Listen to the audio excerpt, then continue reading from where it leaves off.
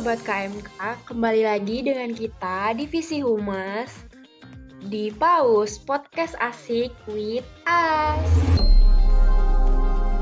Oke, jadi sebelumnya tak kenal maka tak sayang, akan lebih baik kalau kenalan dulu kali ya. Jadi perkenalkan, nama aku Sekar Kinasih dari Humas, tepatnya Wakil Divisi Humas dan partner aku.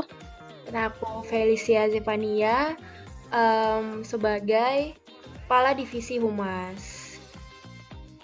Di sini kita punya yel-yel nih, biar kita pada asik dan gak boring selama berlangsungnya podcast ini. Yel-yel dari Divisi Humas adalah Humas.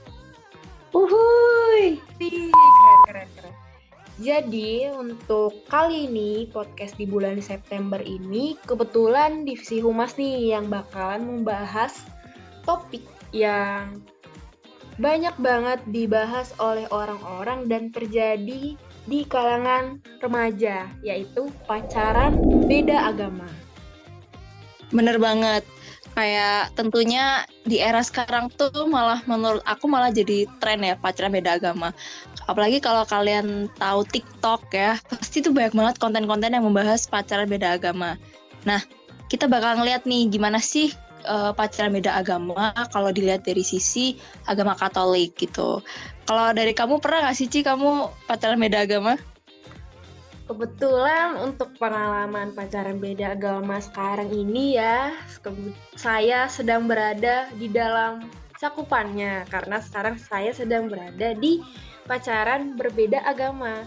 Tapi setelah melihat tren-tren yang ada di TikTok dan segala macamnya, kata aku sih gak boleh ya kalau dari agama kita. Cuman ya untuk membatasin itu ya balik lagi ke pribadi masing-masing. Ada susah, ada senengnya gitu. Jadi nggak semua bisa untuk berjalan lurus. Pasti ada belok-beloknya. Namanya juga remaja ya. Jadi untuk kakinan nih, aku pacaran beda agama, walaupun kesannya masih melawan ajaran agama ya, cuman masih tetap dilanjut nih karena nggak tahu endingnya bakalan gimana, soalnya temboknya terlalu tinggi. Untuk kakinan sendiri, gimana sih pendapat kakak tentang berat ya. beda agama itu? Oke, jadi aku mau agak cerita dikit ya guys. Jadi sebenarnya aku pun pernah menjalani juga pacaran beda agama. Cuman emang sudah berakhir dengan putus ya, puji Tuhannya. Karena memang tentunya kita tuh tahu sebenarnya dalam agama Katolik itu tidak dianjurkan gitu. Kalau yang ini sebenarnya aku juga pernah nih baca.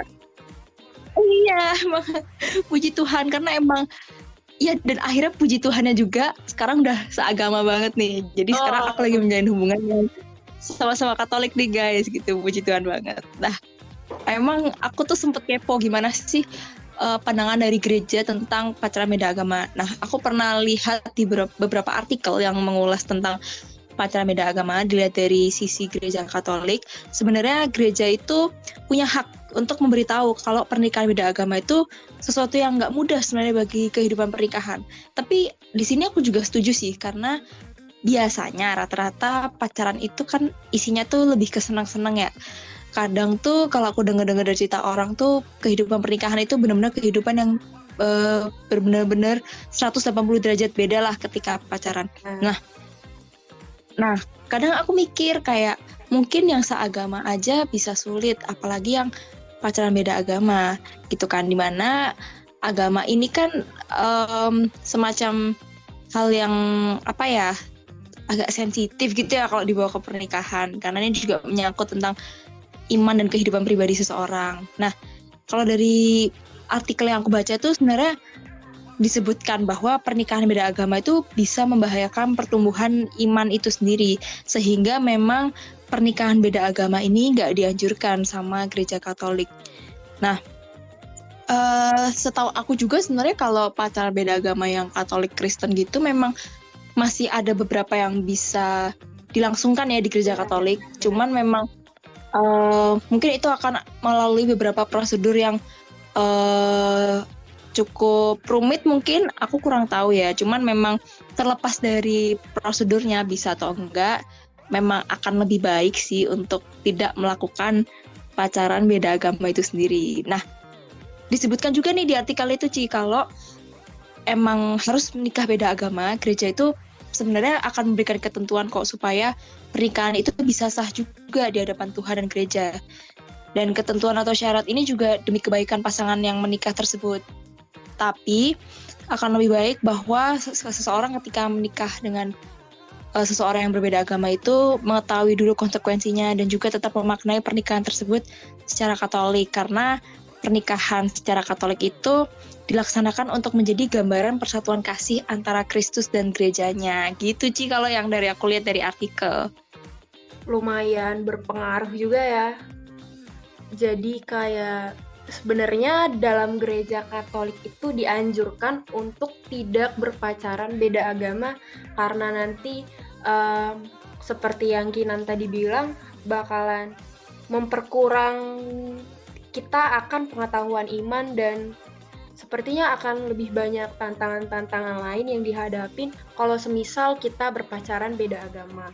Apalagi kalau semisal nih teman-teman sekalian pengen pacaran beda agama dan dengan pacaran beda agama itu malah jadi jarang gereja atau jadi jarang bergaul sama teman-teman seagama atau bahkan jadi nggak pernah baca Alkitab. Jadi mungkin ada banget tuh. Iya, jadi ada plus minusnya yang dimana kalau memang sekarang teman-teman lagi berada di posisi kayak saya berpacaran beda agama, mungkin untuk ke gereja, baca Alkitab, atau yang lain sebagainya jangan pernah ditinggalin ya teman-teman.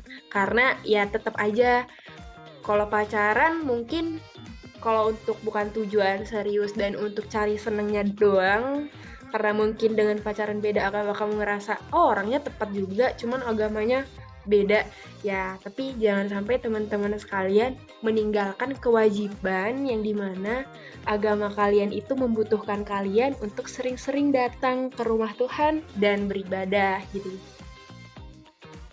Benar, terlepas dari pacaran yang beda agama ini tetap kita harus melihat juga bahwa kita harus tetap memegang teguh iman Katolik kita.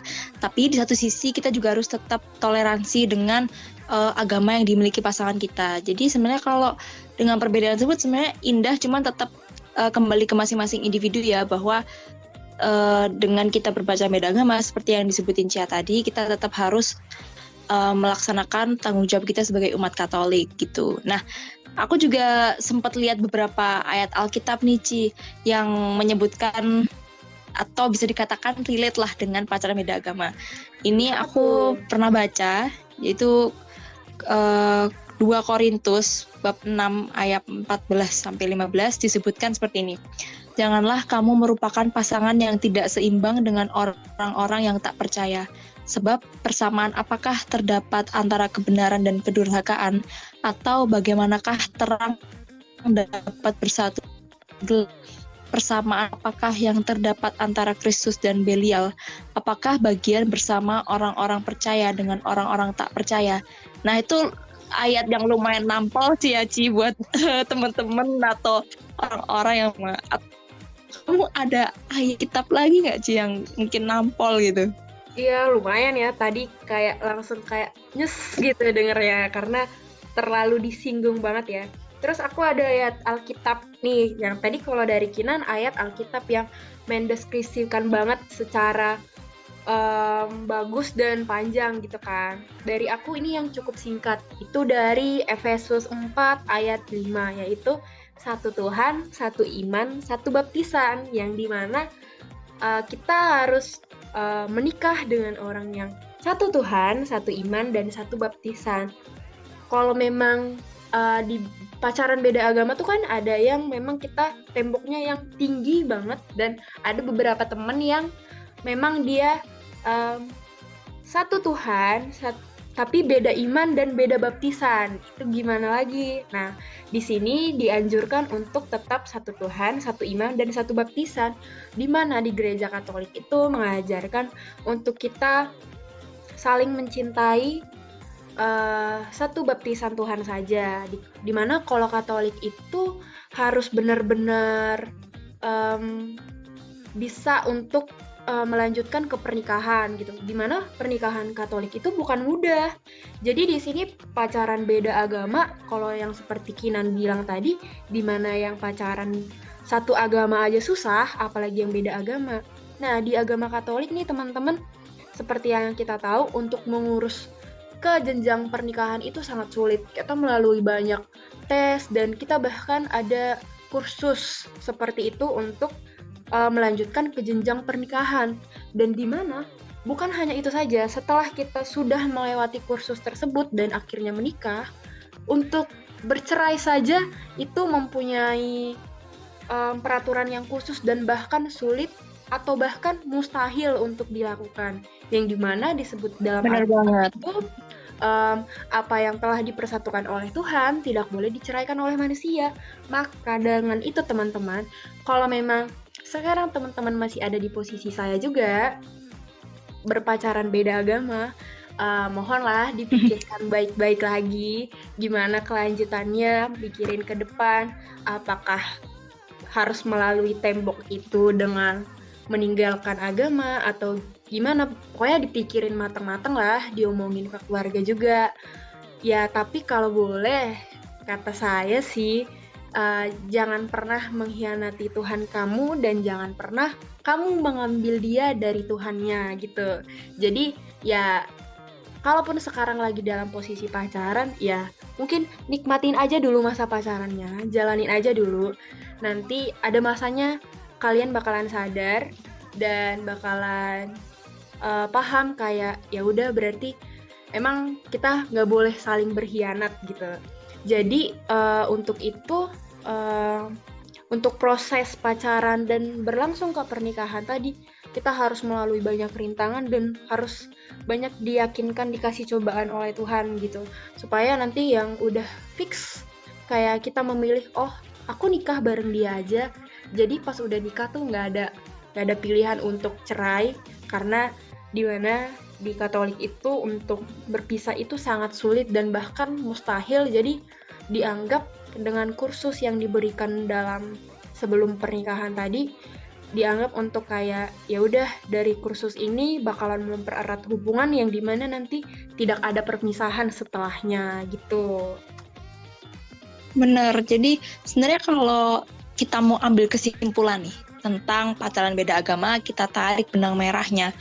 Sebenarnya pacaran beda agama ini nggak dianjurkan oleh Gereja Katolik itu sendiri, karena memang kita pun juga tahu bahwa pernikahan dari yang pasangannya beda agama itu memiliki rintangannya tersendiri dan bahkan bisa dikatakan lebih berat karena dari secara iman agak berseberangan seperti itu. So buat teman-teman yang lagi pacaran beda agama dan buat Cia juga nih, itu boleh banget buat dipikirin. Sebenarnya dari Gereja Katolik itu tidak menganjurkan, walaupun memang bisa, tapi memang lebih baik dipikirkan secara matang dan bijak tentang hal ini. Tapi jika memang teman-teman udah yakin dengan keputusan teman-teman untuk tetap melanjutkan pacaran beda agama dan hingga ke pernikahan, itu sebenarnya nggak apa-apa banget, tapi dengan mempertimbangkan beberapa hal yang sekiranya teman-teman juga udah tahu resikonya gitu sih Cia. Dan ingat sekali lagi buat semoga, dan bukan semoga doang sih, tapi teman-teman kita sebagai umat Katolik tetap harus mempertahankan iman Katolik kita ya, gitu. Iya, bener banget kalau kata Kinan. Jadi, kalau memang sedang berada di fasenya ya untuk melanjutkan atau untuk kedepannya dipikirkan lebih matang lagi, lebih dilihat lagi ke depannya gimana, minta pendapat orang-orang sekitar, minta pendapat orang tua, keluarga, dan sebagainya, supaya pas ngambil kesimpulan nantinya tidak ada penyesalan, karena biasanya penyesalan itu selalu datang terakhir ya teman-teman. Di sini mungkin sekian dari hasil podcast kita dari Humas tentang pacaran beda agama itu gimana sih di agama Katolik. Jadi tadi kita udah membahas sedikit dari apa yang kita ketahui tentang pacaran beda agama. Jadi mungkin dari penggalan yang tadi, teman-teman bisa menyimpulkan hasilnya bagaimana. Jadi, kalau semisal ada pun yang kurang dan kita belum menyampaikan, mungkin teman-teman bisa search lagi atau bisa baca ayat-ayat mana sih yang mendukung kalau pacaran seagama itu wajib atau gimana gitu. Teman-teman bisa search di ayat-ayat Alkitab atau bahkan di bacaan-bacaan tentang agama Katolik. Kita pamit undur diri ya guys. Thank you udah mendengarkan podcast kita kali ini dan tetap ya nantikan podcast-podcast dari KMK lainnya. Oke, see you guys. See you.